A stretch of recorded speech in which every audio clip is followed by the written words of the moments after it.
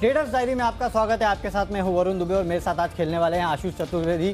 तो आशीष देखिए, अगर ग्लोबल सेटअप आप देखें तो कुछ हद तक सुस्त है।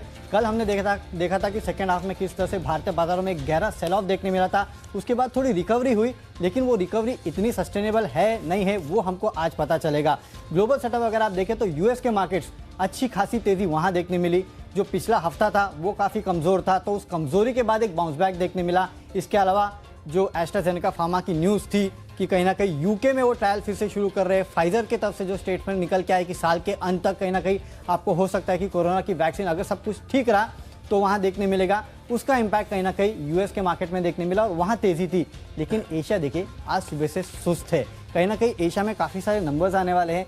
चाइना के इकोनॉमिक नंबर्स आने वाले, मेरे ख्याल से आईआईपी का नंबर वहाँ आने वाला है। उसके पहले कहीं ना कहीं ओवरऑल एशियन मार्केट जो है वो सुस्ती की तरफ कहीं ना कहीं इशारा कर रहे हैं। डाउ फ्यूचर्स भी देखिए आशीष, डाउ फ्यूचर्स थोड़े सुस्ती है, लाल निशान में कारोबार कर रहे हैं। मुझे याद है कल जब हम ट्रेड कर रहे थे 300-400 पॉइंट के आसपास की तेज़ी वहाँ थी, लेकिन उसके बावजूद इंडिया मार्केट में कहीं ना कहीं सेल ऑफ देखने मिला। अब डाउ फ्यूचर्स हल्के फुल्के हरे निशान में ट्रेड कर रहे हैं, लेकिन वो यूफोरिया जो है डाउ फ्यूचर्स में भी देखने नहीं मिल रहा है। एसजीएक्स निफ्टी भी देखिए ऑलमोस्ट सपाट है। आप कैसे देख रहे हैं इन संकेतों को? बिल्कुल, तो ग्लोबल सेटअप से तो कोई खास संकेत देखने को नहीं मिल रहे हैं, लेकिन वरुण बड़ा सवाल ये रहेगा कि स्मॉल कैप और मिड कैप का जो यूफोरिया कल हमने देखा इंडेक्स में 3% 4% तक के मूव्स देखने को मिले थे, क्या आज वो बरकरार देखने को मिलेगा? और इसके ऊपर ही मैं अगला सवाल आपसे ये पूछना चाहूंगा कि आज आपकी लिस्ट में लार्ज कैप के स्टॉक्स कितने में, ये जानने में ज्यादा इंटरेस्टेड हूँ। लार्ज कैप के इक्का दुक्का ही स्टॉक है और उसमें से भी एक आध दो ज़्यादा है ही नहीं। मैं तो सीधा यही बोल दूंगा कि नेग्लिजिबल एक आध स्टॉक है, वो भी सेल का कॉल है। वरुण मैं तो अपनी सूची देख रहा हूँ, मेरे पास एक भी लार्ज कैप स्टॉक नहीं है, एक भी नहीं है। डेफिनेटली तो लार्ज कैप स्टॉक आपके कल तक हमें ये नहीं पता था कि फंड्स खरीद कहाँ रहे हैं, कहाँ खरीदने वाले, ये हमको नहीं पता था। अब हमें एटलीस्ट ये पता है कि फंड्स ने खरीदा कहाँ है, तो कहीं ना कहीं वो आपको कॉन्फिडेंस दिलाता है। और अगले कुछ दिनों तक शायद जो मिड कैप और स्मॉल कैप स्टॉक्स है वही फोकस में रहेंगे, वही फ्लेवर ऑफ द डे रहेंगे। तो वैसे भी अगर आपको कोई पोजीशन लेनी है तो मिड कैप और स्मॉल कैप स्टॉक जो है वो काफ़ी बेहतर है। और इससे ही मैं शुरुआत करता हूँ। मेरा जो आज का सबसे पहले कैश का स्टॉक है वो सबसे पहले एक छोटा स्टॉक है और वो है अस्त्र माइक्रोन। दरअसल इस कंपनी के नतीजे आए और देखिए इस क्वार्टर में किसी कंपनी ने अगर अपनी सेल्स 3 गुनी कर ली है तो उससे अच्छा आपको क्या चाहिए, और वो है ये कंपनी अस्त्र माइक्रो। पिछले साल इसी क्वार्टर में 30 करोड़ के आसपास की सेल्स थी, अब ये बढ़ के 97 करोड़ के आसपास आ चुकी है। कंपनी का जो लॉस है वो भी कम हुआ है, 11 करोड़ से लॉस कम होकर करीब 1.5 करोड़ के आसपास आया है। सिर्फ यही नहीं, इस क्वार्टर में कंपनी को करीब 147 करोड़ के नए ऑर्डर्स मिले हैं। जो ऑर्डर बुक है वो 1370 करोड़ के आसपास है और कंपनी का कहना है कि आने वाले कुछ समय में कंपनी को करीब 350 से 400 करोड़ के ऑर्डर्स जो है वो मिल सकते हैं, यानी कि पूरे साल करीब 500 करोड़ के ऑर्डर्स कंपनी को मिलेंगे। इससे अच्छा और क्या हो सकता है? एक तो स्ट्रॉन्ग ऑर्डर बुक हो जाएगी कंपनी की, यहाँ से 400 करोड़ के और ऑर्डर्स, मतलब समझिए करीब 1800 करोड़ के आसपास की ऑर्डर बुक इस कंपनी के रहने वाली है। नतीजे ऑलरेडी अच्छा आने शुरू हो चुके हैं। ये कंपनी एक तो डिफेंस सेक्टर की है और डिफेंस सेक्टर आपने देखा पिछले कुछ दिनों में किस तरह से लाइमलाइट में थी। एचएएल और बीडीएल में आपने देखा कि किस तरह का रनअप देखने मिला है। तो अच्छे नतीजे, सेक्टर का भी इंपैक्ट आपको देखने मिलेगा। इसके लिए इस काउंटर में आप खरीदारी करके चल सकते हैं। फिलहाल 122 के आसपास ट्रेड कर रहा है, 130 के आसपास के लक्ष्य के लिए आपको आज इस काउंटर को ट्रेड करना है। आपका कैश का ऑप्शन कौन सा होगा? कैश का स्टॉक, माफ कीजिए। वरुण कैश का स्टॉक मैंने चुना है स्पाइस जेट को, और इसको चुनने का कारण जो है प्योरली टेक्निकल है। कल अगर आप कल के सत्र में ध्यान से देखें तो इंडिगो और स्पाइस जेट दोनों ही स्टॉक में देखें तो बढ़िया वॉल्यूम्स के साथ खरीदारी देखने को मिली थी। इंडिगो को मैंने अपनी सूची में इसके लिए शामिल नहीं किया क्योंकि निचले स्तरों से अगर आप देखें तो स्टॉक ने काफ़ी ज़्यादा बाउंस दे दिया है, लेकिन स्पाइस जेट के डेली चार्ट को और वीकली चार्ट को आप ध्यान से देखना होगा, क्योंकि यहाँ पर अगर आप बॉलिंजर बैंड प्लॉट करके देखेंगे तो आपको ध्यान में आएगा कि जो अपर बैंड है इसके आसपास की क्लोजिंग देखने को मिली है और यहाँ से अगर फर्दर एक अपमूव आता है तो बॉलिंजर बैंड जो है बर्स्ट होते हुए नजर आएगा। फिर आपको यहाँ से 5 से 6% तक के जो रिटर्न्स है वो देखने को मिल सकते हैं इंट्राडे बेसिस पर। लेकिन एक रिस्क भी है जिसके बारे में मैं आपको बताना चाहूँगा कि आज जो है कंपनी के नतीजे आ रहे हैं और नतीजे जो है, क्योंकि बड़ा ही स्वाभाविक है कि सभी जानते हैं कि क्वार्टर के तिमाही के दौरान जो है बिजनेस वो हुआ ही नहीं है, तो ना के बराबर यहाँ पर जो नतीजे वो देखने को मिलेंगे बेहद कमज़ोर देखने को मिलेंगे हर पैमाने पर। लेकिन क्योंकि मुझे ऐसा लग रहा है कि टेक्निकल बेसिस पर अगर आप देखें तो कहीं ना कहीं चार्ट्स ये इंडिकेट कर रहे हैं कि एविएशन सेक्टर के लिए कोई अच्छी खबर आ सकती है, जिसके चलते मैं मान रहा हूँ कि आपको निचले स्तरों से अगर होता है कि नतीजे आते हैं और गिरावट देखने को मिलती है तो आपको एक शार्प रिकवरी भी देखने को मिलेगी स्पाइस जेट को जरूर अपने रडार पर रखें। 53.35 के आसपास की क्लोजिंग है। 55 रुपए के लक्ष्य के लिए यहाँ पर इंट्राडे पोजीशन लेंगे। 52 का आपको एक स्टॉप लॉस लगाना होगा। टेक्निकल पैटर्न्स मुझे शानदार नजर आ रहे हैं। अगली जो कैटेगरी है वो फ्यूचर्स की कैटेगरी है और इसमें मैंने जो खरीदारी का जो स्टॉक चुना है वो है एक्साइड इंडस्ट्रीज। लगातार 2 दिन से स्टॉक को मैं बहुत क्लोजली वॉच कर रहा हूं और आप देखिए निचले स्तरों से बहुत बढ़िया रिकवरी देखने को मिली है। और अच्छी बात यह भी है कि अगर आप देखें तो हाल ही के कुछ हफ्तों में स्टॉक में गिरावट भी देखने को मिली थी। अब वहां से जो वॉल्यूम एक्शन है वो सपोर्टिव होते जा रहा है। जो इंडिकेटर्स हैं वो अपवर्ड स्लोपिंग है। RSI अगर आप देखें तो 40 के ऊपर है। ये इंडिकेट कर रहा है कि जो अब मोमेंटम है वो पॉजिटिव बायस के साथ बढ़ता जा रहा है और मुझे लग रहा है कि एक्साइड इंडस्ट्रीज लगातार रेडार पर आएगा। और एक और बात मैं ऐड ऑन करना चाहूँगा कि कल जब मैं अपने चार्ट स्क्रीन कर रहा था तो कहीं ना कहीं जो बैटरी बनाने वाली कंपनी है या फिर जो पूरी EV स्टोरी से जुड़े हुए स्टॉक्स हैं वो मेरे रडार पर काफ़ी ज़्यादा आ रहे थे। एक्साइड इंडस्ट्रीज को मैंने चुना है FNO का काउंटर और मुझे लग रहा है कि यहाँ पर आपको दिन के दौरान अच्छे मूव्स देखने को मिल सकते हैं। 165 जो एक रेजिस्टेंस है, इसके लिए 164.50 के लक्ष्य यहाँ पर खरीदारी करेंगे। 165 एक बड़ा रेजिस्टेंस है, इसके ऊपर पार चला गया तो आपको 180 तक के जो लक्ष्य हैं वो देखने को मिलेंगे मीडियम टर्म में। लेकिन क्योंकि इंट्राडे बेसिस है इसलिए 164.50 का लक्ष्य होगा। केवल 158 का आपको एक स्टॉप लॉस ध्यान में रखना होगा। डेफिनेटली दोनों आपने बेहतरीन स्टॉक बताया और स्पाइस जेट तो वहाँ कच्चा तेल में जो गिरावट हो रही है उसका भी बेनिफिट इसको मिलेगा। नतीजों के बारे में कुछ नहीं कह सकते। PVR की सोचा था 0 सेल्स आएगी लेकिन उन्होंने भी कुछ ना कुछ तो बेच ही लिया।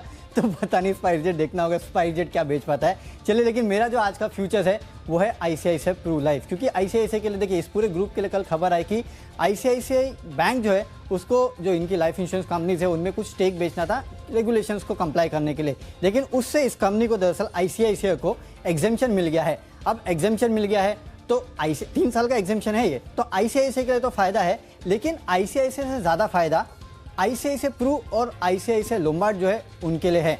अब क्योंकि फ्यूचर्स में ICICI प्रू था इसके लिए मैंने इस कंपनी को लिया। क्यों? क्योंकि देखिए अब वो जो हैंगओवर था ना कि स्टेक बेचेगा ICICI बैंक इन काउंटर्स में, वो हैंगओवर जो है वो निकल गया है। और वैसे भी आपने देखा जो इंश्योरेंस स्पेस है, भले वो जनरल इंश्योरेंस हो या लाइफ इंश्योरेंस हो, वो काफ़ी स्वीट स्पॉट में है। इसके चलते मैं कह रहा हूँ कि आपको यहाँ ICICI प्रू लाइफ जो है उसमें आज खरीदारी करके चलना चाहिए। इस न्यूज़ का इम्पैक्ट जो है, एटलीस्ट सेंटिमेंटल इम्पैक्ट जो है आपको इन काउंटर्स में ज़रूर देखने मिलेगा। 431 के आसपास ये काउंटर ट्रेड कर रहा है। 453 के लक्ष्य के लिए इस काउंटर को ट्रेड कीजिएगा और यहाँ पे 423 का आपको एक स्टॉप लॉस भी रखना चाहिए। तो इस खबर का एक सेंटिमेंटल इम्पैक्ट जो है आपको अक्रॉस ICICI ग्रुप कंपनीज में देखने मिल सकता है और खासकर इनकी जो इंश्योरेंस आर्म्स है उसमें देखने मिलेगा। तो यहाँ पे आपको फ्यूचर्स में खरीदारी करके चलना चाहिए। अभी तक हमने आपको 2 स्टॉक्स बताए, अब बात करते हैं आज के ऑप्शंस की। तो आशीष, एक्चुअली ना आज ऑप्शंस में मैंने सोचा था सन फार्मा को बेच दूं, सोचा था एक निफ्टी का काउंटर होगा जिसको बेच देंगे, क्योंकि वो टेक्निकली अगर आप उसका चार्ट देखें तो काफ़ी कमज़ोर नज़र आ रहा है। 500 के नीचे आ चुका है, 495 के आसपास ट्रेड कर रहा है। लेकिन दिक्कत यही थी कि 495 के आसपास ट्रेड कर रहा है। अगर यहाँ से थोड़ा भी बाउंस बैक आया तो 500 के ऊपर चला जाएगा। तो वही मेरा एक लार्ज कैप स्टॉक था, लेकिन उसको अब मैंने रिप्लेस कर दिया और एक मिड कैप स्टॉक यहाँ लिया है। और मिड कैप स्टॉक ये भी फार्मा काउंटर ही है, फार्मा स्पेस से भी है, और ये है अपोलो हॉस्पिटल। देखिए अपोलो हॉस्पिटल के जो नतीजे आए वो कहीं ना कहीं थोड़े वीक नज़र आ रहे हैं। एटलीस्ट हमारे अनुमान से तो काफ़ी कमज़ोर है और खासकर मार्जिन के फ्रंट पे हमारा अनुमान था कि करीब 2.5% के आसपास के मार्जिन जो है ये कंपनी क्लॉक करेगी, लेकिन मार्जिन जो है करीब 1.6% के आसपास आए हैं। दूसरा, मुनाफे का फिगर देखिए, हमने अनुमान लगाया था 223 करोड़ का आएगा मुनाफा, कंपनी 226 करोड़ के आसपास का लॉस कंपनी ने मुनाफा क्लॉक किया है। हमारा अनुमान भी लॉस का था और कंपनी के जो रेवेन्यूज़ है वो भी हमारे अनुमान से काफ़ी कम है। खासकर इस कंपनी का जो हेल्थ केयर डिवीजन है वहाँ पे करीब 41% के आसपास की गिरावट देखने मिली। देखिए इस पूरे कोविड के चलते फार्मा काउंटर से एटलीस्ट ऐसे डिसअपॉइंटमेंट की उम्मीद नहीं है। और फार्मा में भी बेसिकली ये जो हेल्थ केयर है और डायग्नोस्टिक है ना, इनसे इस तरह की डिसअपॉइंटमेंट की अनुमान बिल्कुल नहीं था। लेकिन हाँ, थोड़ा डिसअपॉइंटमेंट यहाँ हुआ है। लॉन्ग टर्म ये काउंटर शायद काफ़ी अच्छा है, उस लिहाज से अगर आप देखें तो ठीक है, लेकिन आज आपको शायद इस काउंटर में थोड़ा दबाव देखने मिलेगा इन नतीजों के चलते। इसके लिए मैंने सोचा कि यहाँ पे इसका जो कॉल ऑप्शन है उसको बेची जाए और यहाँ पे एक मंदी का सौदा बनाया जाए। फिलहाल ये स्टॉक करीब 1630 के आसपास ट्रेड कर रहा है, तो 1620 के आसपास का जो कॉल ऑप्शन है वो आपको बेचना चाहिए, क्योंकि यहाँ से इस काउंटर में करीब 102% के आसपास की गिरावट तो कम से कम आ सकती है। इसके लिए इस कॉल ऑप्शन को बेच के चलिए। 60 के आसपास का लक्ष्य जो है आपको आज इस कॉल ऑप्शन में देखने मिल सकता है। 73 के आसपास का यहाँ आपको स्टॉप लॉस भी रखना है। In the money call option है, इसके लिए मैं कह रहा हूँ कि स्टॉप लॉस थोड़ा स्ट्रिक्ट रखिएगा, क्योंकि इंट्रिंसिक वैल्यू होती है इनकी इसके लिए। लेकिन हाँ, क्योंकि काउंटर गिरेगा तो शायद आपको इस कॉल ऑप्शन में कमाई के अच्छे मौके मिल सकते हैं। इसके लिए 60 के आसपास का टारगेट जो है आपको आज अपोलो हॉस्पिटल के कॉल ऑप्शन में रखना है। 1620 का कॉल ऑप्शन जो है वो आपको यहाँ बेच के चलना चाहिए। आशीष, आपका ऑप्शन? बिल्कुल, ऑप्शंस में मैं भी बिकवाली करना चाहूँगा और एनएमडीसी इस स्टॉक को मैंने चुना है। देखिए टेक्निकल आधार पर मैंने स्टॉक को स्क्रीन करके देखा और मुझे काफ़ी ज़्यादा कमज़ोर नज़र आ रहा है। अच्छी बात ये भी कि हाल ही के दिनों में अगर आप देखें तो स्टॉक ने अच्छे रिटर्न्स भी दिए हैं। इसके चलते मुझे लग रहा है अब कहीं ना कहीं अगर आप ग्लोबल सेटअप देखें तो वो भी सुस्त है, तो मेटल स्टॉक्स में फर्दर एक मुनाफा वसूली देखने को मिल सकती है ऊपरी स्तरों से। और कहीं ना कहीं अगर आप देखें तो जो इमीडिएट सपोर्ट सामने नज़र आ रहा है वो 88 रुपीज़ का है। तो मुझे लग रहा है कि ऑलमोस्ट आप यहाँ पर पुट ऑप्शंस खरीद कर जो है बिकवाली कर सकते हैं। 90 का पुट ऑप्शन आपको खरीदना है करीब 260 से 280 की रेंज में, और इसका लक्ष्य होगा 3 रुपये 60 पैसे। अगर यहाँ पर ये 88 रुपीज़ आ जाता है ये स्टॉक, तो 3 रुपये 60 पैसे जो ऑप्शन की वैल्यू हो जाएगी। मैंने टाइम वैल्यू कंसिडर करके कैलकुलेट किया है।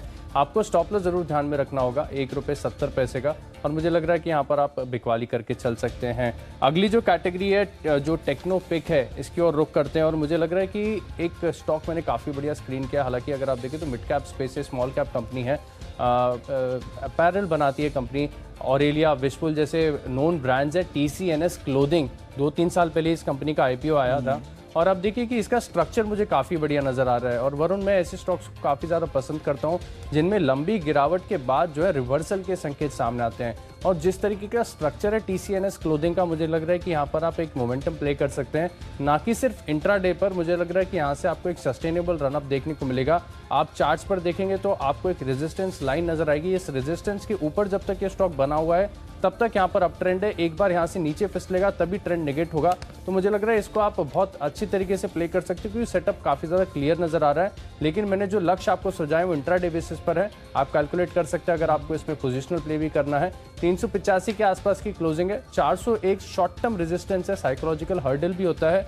तो मुझे लग रहा है कि 399 के लक्ष्य के लिए आप TCNS क्लोथिंग में खरीदारी करके चल सकते हैं, और 378 का आपको एक स्टॉप लॉस लगाना होगा। कौन से ब्रांड्स का नाम लिया आपने? विशफुल है, ऑरेलिया है, और इसका IPO जो है मैंने कवर किया था, तो मुझे बहुत अच्छी तरीके से याद है कि मैनेजमेंट भी अगर आप देखें तो काफ़ी ज़्यादा कॉन्फिडेंट है। हालांकि आप देखें तो जो कंपनी का बिजनेस मॉडल है वो भी फिलहाल काफ़ी ज़्यादा चुनौतीपूर्ण हो गया है, लेकिन चीज़ें ग्रेजुअली ओपन अप हो रही हैं, और मुझे लग रहा है कि बिजनेस भी जो है बैक टू नॉर्मल होते हुए नजर आएगा। चलिए, डेफिनेटली तो काफ़ी गिरा हुआ स्टॉक है, तो अच्छे मौके हैं ऐसे काउंटर्स में खरीदारी के। चलिए, मेरा जो टेक्नो पिक है वो है मिश्रत धातु। अब देखिए, वैसे तो कंपनी फंडामेंटल काफ़ी अच्छी है, स्पेशल स्टील एलॉयस ये बनाती है, यानी कि जो प्रोडक्ट्स है वो उसके काफ़ी बेहतर वैल्यू एडेड प्रोडक्ट्स है, और ये काफ़ी नीश प्रोडक्ट्स बनाती है ये कंपनी। तो आपको कंपनी के फंडामेंटल के बारे में तो सोचना ही नहीं है, सरकारी कंपनी है। और देखिए, इस कंपनी का बहुत अच्छा एक्सपोजर जो है वो स्पेस में है। स्पेस टेक्नोलॉजी जो है उसमें, या फिर जो ओवरऑल स्पेस में काम हो रहा है उसमें ये कंपनी को काफ़ी ऑर्डर्स मिले थे इसके पहले। मुझे याद है, ये अगर प्रॉब्लम नहीं होती कोविड की तो उसके पहले ये काउंटर जो है वो काफ़ी स्वीट स्पॉट में था। लगातार इस काउंटर में तेज़ी देखने मिल रही थी। ये उन कुछ कम काउंटर्स में से है जिसके IPO को बेहतर रिस्पांस नहीं मिला, लेकिन उसके बाद जब लोगों को समझ में आया तो लोगों ने इसमें जम के खरीदारी की। अब मैं आज इस काउंटर को लेने को क्यों कह रहा हूँ, क्योंकि काफ़ी सारे नेगेटिव्स जो है वो इस काउंटर में ऑलरेडी फैक्टर इन हैं। नतीजे ऑलरेडी आ चुके हैं, सब कुछ हो चुका है। ये कंपनी एक लंबे समय से 200 से 240 के बीच में, इसके बीच में ही ट्रेड कर रहा है। मेरे ख्याल से पिछले 4-6 महीने से इसी रेंज के बीच में ही ट्रेड कर रहा है। तो जब भी ये काउंटर अपनी रेंज के नीचे लेवल पे आ जाता है ना, तो आपको ये खरीदारी के अच्छे मौके देता है। अब क्योंकि कल आपने देखा इस काउंटर में अच्छी खासी तेज़ी हुई, करीब करीब 209 के आसपास ये काउंटर जा चुका है। 200 का जो लेवल है वो इस काउंटर के लिए सबसे बड़ा हर्डल है। उसके नीचे जब जाता है तो 190 तक चला जाता है, उसके ऊपर जब आता है तो फिर से कहीं ना कहीं 220-230 के आसपास के लेवल्स तक ये काउंटर जाते हुए दिखता है। तो अब फिर से वो जो ब्रेकआउट है वो इस काउंटर में देखने मिल रहा है। कल इस काउंटर में अच्छा खासा ब्रेकआउट हुआ, 209 के लेवल से इस काउंटर में देखने मिले। अब अगला जो लेवल इस काउंटर में होगा वो 220 के आसपास है। 220 इसने क्रॉस किया, हर 10 पॉइंट के आसपास है ना इस काउंटर में हर्डल है। फिर 230, फिर 240 आपको इस काउंटर में देखने मिलेगा। तो एक अच्छा टेक्निकल सेटअप जो है अब इस काउंटर में देखने मिल रहा है। और याद रखिए, ये वो काउंटर है जो कि एक समय में सबको पसंद था। भले आप किसी फंड्स की बात करें, भले रिटेल की बात करें, सबको ये काउंटर बहुत पसंद आता था। अब यहाँ पे अगर मिड कैप काउंटर्स में अच्छी खासी तेज़ी आएगी तो ये एक पसंदीदा काउंटर बन के उभर सकता है। इसकी एक झलकी जो है हमने कल देखी थी, पिक्चर अभी बाकी है। आपको इस काउंटर में और भी तेज़ी देखने मिलेगी।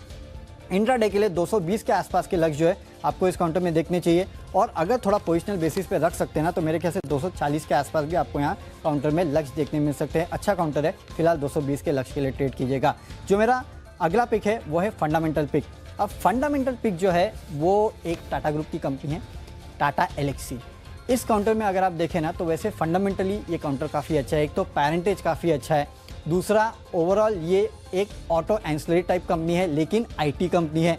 तो एक तो आईटी कंपनी का इसको फायदा मिलता है, दूसरा ऑटो एंसिलरी स्पेस अगर आप देखें तो वहाँ पे काफ़ी तेज़ी देखने मिली है। खासकर जो इलेक्ट्रॉनिक व्हीकल्स है उनके लिए काफ़ी सारे पार्ट्स बनाने का काम करती है इन आईटी सेक्टर। तो दोनों तरफ के जो बेनिफिट्स है वो इस कंपनी को मिलते हुए दिखाई देंगे। इसके अलावा जैसे कि मैंने आशीष शुरू में ही कहा था कि काफ़ी सारे काउंटर्स ऐसे हैं जो कल हम बात कर रहे थे कि कोई ना कोई फंड आके खरीदेगा, कोई ना कोई बड़ा आदमी आके खरीदेगा, इसको इंटरेस्ट आएगा। तो अब हमारे पास कहीं ना कहीं जो बल्क और ब्लॉक डील्स हुई है उसमें वो सूची सामने आ गई है जिसमें फंड्स के तरफ से खरीदारी हुई है।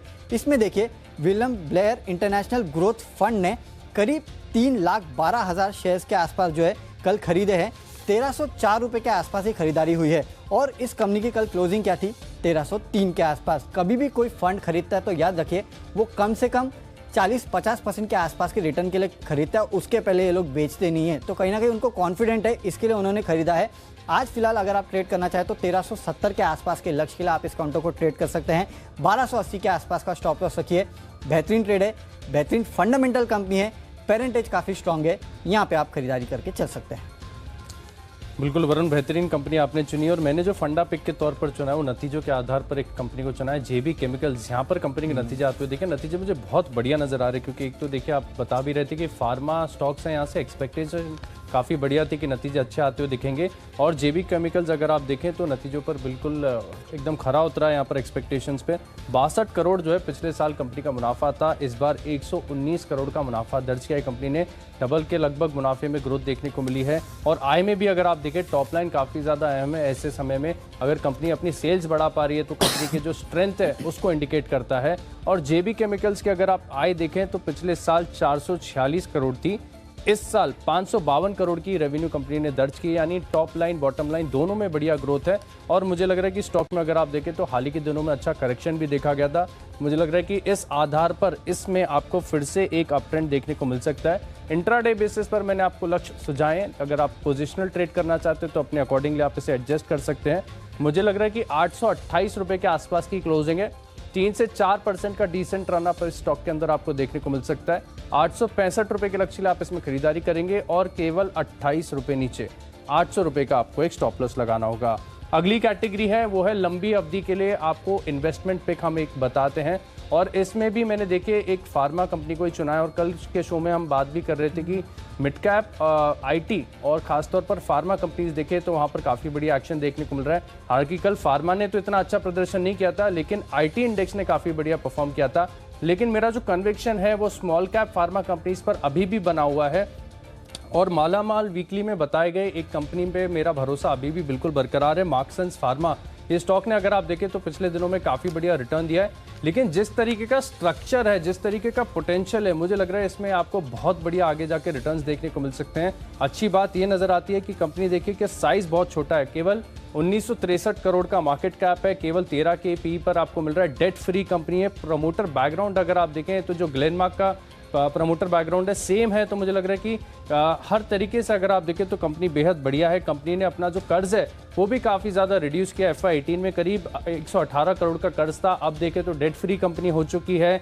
20% का रिटर्न ऑन इक्विटी का ऑलमोस्ट ट्रैक रिकॉर्ड है। हर तरीके से अगर आप देखें तो मार्क्संस फार्मा मुझे सर्वगुण संपन्न नजर आ रहा है। मुझे लग रहा है कि निवेश के लिहाज से स्टॉक में आप खरीदारी करके चल सकते हैं।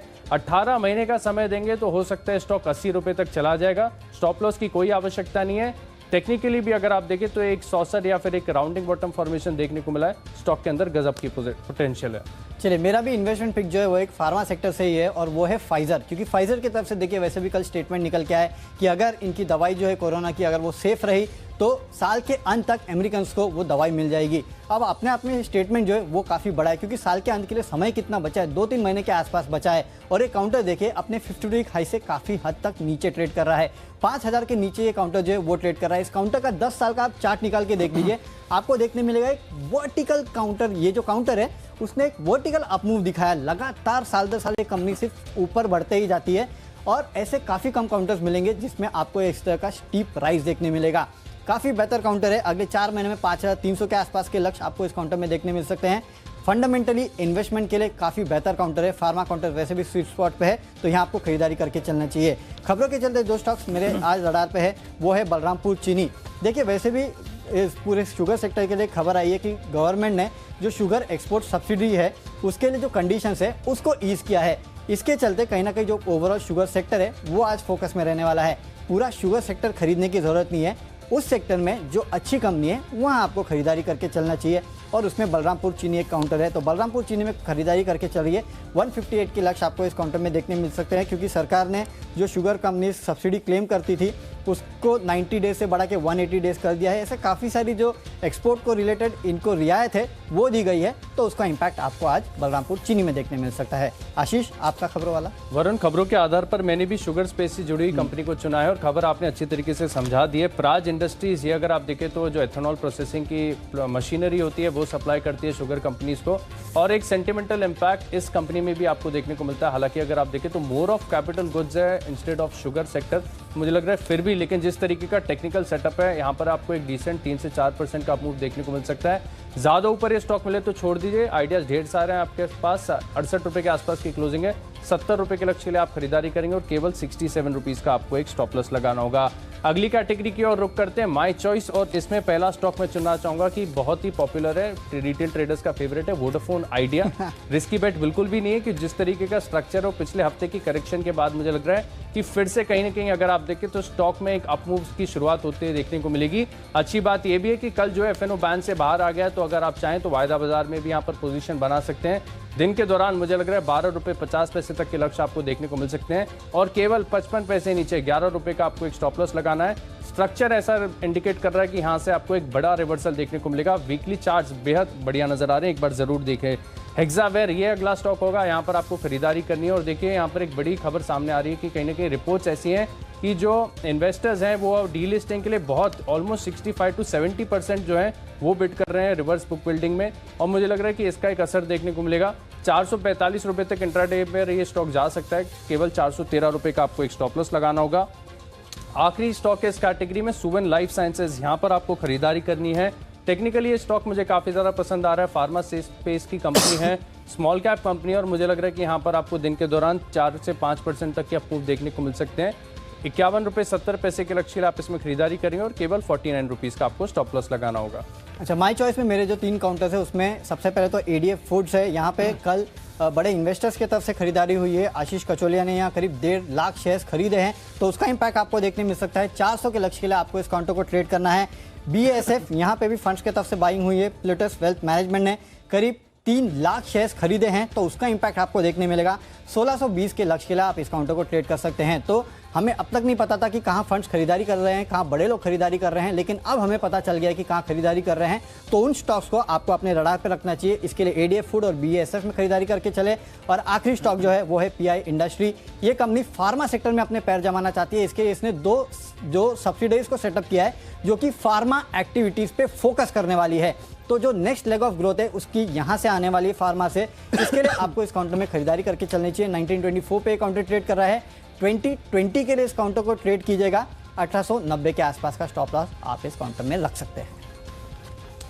तो चलिए 20 स्टॉक्स की सूची पूरी होती है, जल्दी से रिकैप देख लेते हैं। मैंने शुरुआत की थी कैश का स्टॉक स्पाइसजेट के साथ, और यहाँ पर मुझे लग रहा है दिन के दौरान आपको तेजी देखने को मिलेगी। कल के सत्र में बढ़िया ब्रेकआउट देखने को मिला था। बॉलिंजर बैंड्स इंडिकेट कर रहे हैं कि यहाँ पर एक ब्रेकआउट होगा। 55 रुपये के लक्ष्य इंट्राडे पोजीशन लेंगे। एक्साइट इंडस्ट्रीज 2 दिन से लगातार स्ट्रेंथ दिखा रहे हैं, यहाँ पर फ्यूचर्स में आप खरीदारी कर सकते हैं। और NMDC के चार्ट पैटर्न थोड़े से कमजोर नजर आ रहे हैं। 90 का पुट ऑप्शन आप खरीदेंगे 3 रुपये 60 पैसे के लक्ष्य के लिए। और टेक्निकली TCNS क्लोथिंग एक बड़े रिवर्सल के संकेत दे रहा है। इंट्राडे बेसिस पर अगर आप देखें तो 400 रुपये तक ये स्टॉक जा सकता है। JB केमिकल्स मुनाफे में दुगनी ग्रोथ देखने को मिली है। 865 रुपये के लक्ष्य के लिए आप यहाँ पर खरीदारी करेंगे। और निवेश के लिहाज से बेहतरीन पिक है मार्क्सन्स फार्मा, यहाँ पर आपको खरीदारी करनी है। स्मॉल कैप कंपनी है, डेट फ्री कंपनी है, प्रमोटर बैकग्राउंड बेहद स्ट्रांग है, रिटर्न ऑन इक्विटी शानदार है। मुझे लग रहा है कि अगर आप लंबी अवधि के लिए स्टॉक को होल्ड करें तो 80 रुपये तक के आपको लक्ष्य देखने को मिल सकते हैं। शुगर स्पेस में जो अच्छी खबर है इसका असर आपको देखने को मिलेगा प्राज इंडस्ट्रीज में। और वोडाफोन आइडिया के अगर आप वीकली चार्ट्स देखें तो बड़े रिवर्सल के संकेत यहाँ पर नजर आ रहे हैं। 12 रुपये 20 पैसे के लक्ष्य के लिए आप इसमें इंट्राडे पोजीशन लेंगे। हेक्सावेयर में डीलिस्टिंग का ट्रिगर है, 545 रुपये के लक्ष्य के लिए आप खरीदारी करेंगे। और सुवेन लाइफ में भी अगर आप देखें तो दिन के दौरान तेजी देखने को मिल सकती है। इन 10 स्टॉक्स में अगर आप देखें तो मेरा कन्विक्शन सबसे ज्यादा है TCNS क्लोथिंग के अंदर, स्ट्रक्चर बेहद मजबूत है। इंट्राडे बेसिस पर अगर आप देखें तो दिन के दौरान 4 से 5% तक के आपको मूव्स देखने को मिल सकते हैं। मेरी टीम पे अगर आप नजर डालें तो सबसे पहले यहाँ मेरा जो कैश का स्टॉक है वो है अस्ट्रम माइक्रो। इस कंपनी के नतीजे और नतीजे काफ़ी बेहतर है। कंपनी का जो आय है कंपनी की ऑलमोस्ट 3 गुना हो चुकी है और बेहतरीन ऑर्डर बुक है कंपनी की और आगे चल के 300 से 400 करोड़ के आसपास की ऑर्डर बुक का अनुमान लगा रही है कंपनी। इसके चलते आज खरीदारी करके चलनी चाहिए 130 के टारगेट के लिए। आईसीआईसीआई प्रू लाइफ में आपको खरीदारी करके चलनी चाहिए क्योंकि आईसीआईसीआई बैंक को जो इनका स्टेक सेल करना है उसमें रियायत मिली है, उसका फायदा इस कंपनी को मिलता हुआ दिखाई देगा 453 के टारगेट के लिए। अपोलो हॉस्पिटल नतीजे कमजोर है, इसके लिए आपको इस कंपनी का 1620 का कॉल ऑप्शन जो है उसको बेच के चलना चाहिए 60 के लक्ष्य के लिए। मिश्र धातु टेक्निकल सेटअप काफ़ी बेहतर है, 200 के लक्ष्य के ऊपर ये काउंटर ट्रेड कर रहा है तो 220 के लक्ष्य के लिए आज आपको इस काउंटर को ट्रेड करना है। टाटा एलेक्सी फंड्स की तरफ से यहाँ बाइंग हुई है, उसके चलते आपको इस काउंटर में खरीदारी करके चलनी चाहिए। यह आज मेरा फंड आप पिक है 1370 के लक्ष्य के लिए। इन्वेस्टमेंट के तौर पे आपको फाइजर में खरीदारी करके चलनी चाहिए। जिस तरह से इस कंपनी के स्टेटमेंट निकल के आए कि साल के अंत तक यूएस में हो सकता है कि ये जो कोविड की वैक्सीन है वो लॉन्च करते हुए दिखाई दे, 5300 के लक्ष्य रखने चाहिए। शुगर सेक्टर के जो एक्सपोर्ट में सब्सिडीज़ को यहाँ पे एक्सपोर्ट के लिए कंपनियों को जो रियायत दी गई है उसका फायदा मिलता हुआ दिखाई देगा इस पूरे सेक्टर को। तो बलरामपुर चीनी में खरीदारी करके चले 158 के लक्ष्य के लिए। फंड्स के तरफ से बाइंग एडीएफ फूड और बीएसएफ में हुई है, बीएसएफ में तो इन दोनों काउंटर्स को खरीद के चलिए। एडीएफ फूड 400 का लक्ष्य और बीएसएफ 1620 का लक्ष्य। और पीआई इंडस्ट्री जो है वो अब फार्मा में भी कहीं ना कहीं अपने पैर जमाने की कोशिश कर रही है। 2 सब्सिडरी इन्होंने सेटअप की है, उसके चलते 2020 के लक्ष्य के लिए आपको इस काउंटर को ट्रेड करना है। और मेरा आज का बेस्ट पिक होगा अस्ट्रम माइक्रो जिसके नतीजे काफ़ी बेहतर आए हैं।